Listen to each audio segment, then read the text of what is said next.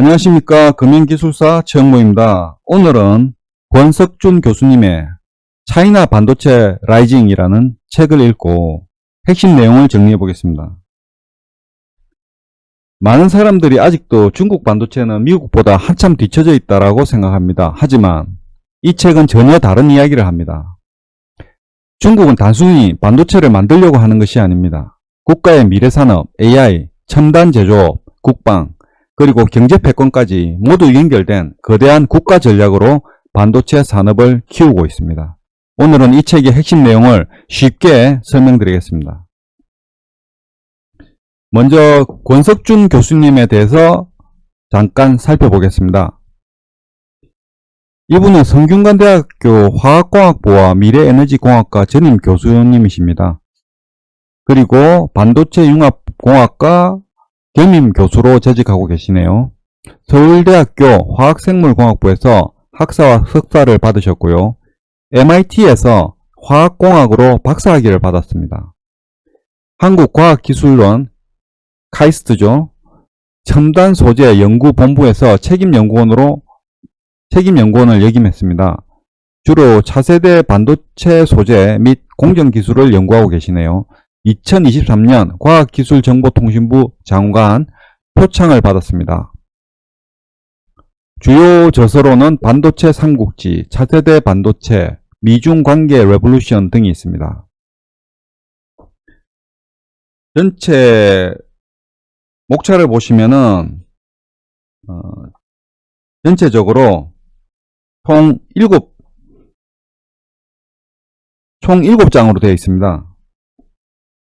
1장은 중국 반도체 굴기, 2장은 중국 반도체와 인공지능 생태계 팽창, 3장은 자유무역 파운드리 전쟁, 4장은 실리콘 트라이앵글과 COCOM 2.0, 5장은 중국의 미개척 반도체 영역 진출, 6장은 중국 첨단 산업 전략의 미래, 7장은 한국 반도체의 대응 전략, 이렇게 구성되어 있습니다. 먼저 1장부터 살펴보시면 1장에는 핵심 내용이 왜 반도체가 중요한지에 대해서 나와 있습니다. 반도체는 현대 산업의 쌀이라고 불립니다. 자동차, 휴대폰, 컴퓨터, 인공지능, 로봇, 드론, 우주산업, 국방산업 모두 반도체 없이는 존재할 수 없습니다. 따라서 반도체를 지배하는 국가가 미래 산업을 지배하게 됩니다. 2장은 중국은 왜 반도체에 국가의 운명을 걸었는가 라는 것입니다. 중국은 매년 엄청난 양의 반도체를 수입합니다. 반도체 수입액은 석유 수입보다 많을 정도입니다.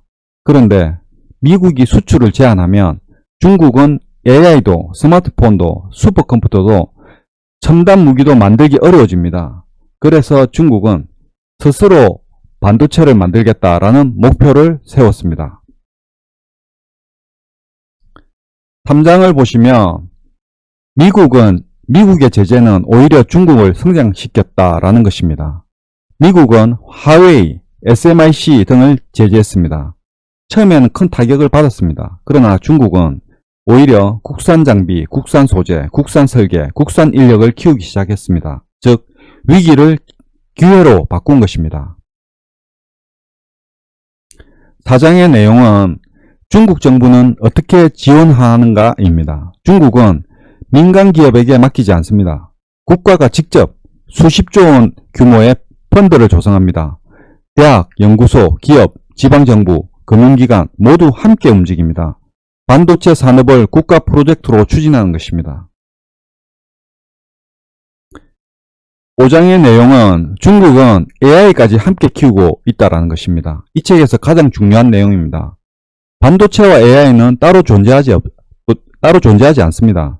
AI를 잘하려면 AI 전용 반도체가 필요합니다. 그래서 중국은 반도체, AI, 데이터 센터, 클라우드, 소프트웨어를 하나의 생태계로 키우고 있습니다. 그리고 6장의 내용은 중국의 가장 강력한 무기, 많은 사람들이 자본이라고 생각합니다. 그러나 저자는 가장 큰 무기는 인재라고 말합니다. 중국은 최고 수준의 대학을 육성하고 우수한 연구자를 적극 지원합니다. 그리고 수학, 물리학, 컴퓨터공학, 반도체 설계, AI 분야에 엄청난 투자를 하고 있습니다. 끝으로 7장은 미국은 현재 세계 최고의 반도체 기술을 가지고 있습니다. 하지만 중국은 엄청난 시장, 엄청난 자본, 엄청난 인재, 국가 지원을 바탕으로 빠르게 추격하고 있습니다. 미국이 가장 우려하는 것은 중국이 단기간에 세계 최고가 되는 것이 아니라 장기적으로 미국과 경쟁할 수 있는 생태계를 만드는 것입니다. 그래서 한국의 반도체의 대응 전략은 어떻게 되느냐? 저자는 한국은 중국을 무시해서도 안 되고 두려워해서도 안 된다고 말합니다. 중요한 것은 기술력입니다. 한국은 메모리 반도체뿐 아니라 시스템 반도체, 첨단 패키징, AI 반도체, 반도체 장비, 소재 산업까지 경쟁력을 키워야 합니다. 또한 우수한 인재를 지속적으로 양성해야 한다고 강조합니다. 제가 금융기술사로서 이 책을 읽으면서 한 가지 느낀 점은 결국 정밀가공, 초정밀검형, 초정밀 측정, 자동화, 소재기술, 공정기술이 모두 결합된 종합기술이 금융기술인데 우리나라의 제조업 경쟁력을 키우기 위해서는 우리도 중국처럼 인재를 양성하고 기초과학기술 분야에 집중해야 된다는 것을 느꼈습니다. 끝으로 오늘 정리를 하자면 첫째, 반도체는 미래 산업의 핵심입니다. 둘째, 중국은 국가 차원에서 반도체와 AI를 함께 육성하고 있습니다. 셋째, 미국의 제재는 중국 기술 자립을 더욱 가속화하는 측면이 있습니다. 넷째, 중국의 가장 큰 경쟁력은 국가 차원의 장기 투자와 인재 양성입니다. 다섯째, 한국은 메모리 중심을 넘어 AI와 시스템 반도체까지 경쟁력을 확대해야 합니다. 이 책은 단순히 중국 반도체를 설명하는 책이 아니라 앞으로 세계 기술 패권이 어디로 향하고 있는지를 이해하게 해주는 책입니다. 감사합니다. 다음 시간에도 엔지니어링 시각으로 좋은 책과 기술 이야기를 함께 나누겠습니다.